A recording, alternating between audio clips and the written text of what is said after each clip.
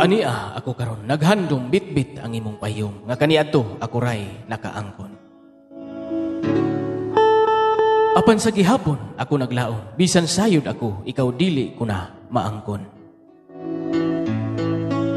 Kay karon dili na ako ang imong kalipay.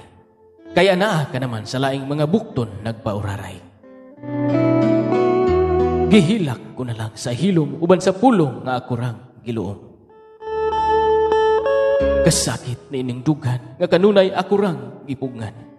Samtang ikaw tingali karon nagmalipayo na sa laing mga bukton. Apan, ako sa gihapon nagtinguha nga imong lipayon. Bisan na lang unta, sa damgo imong duawon.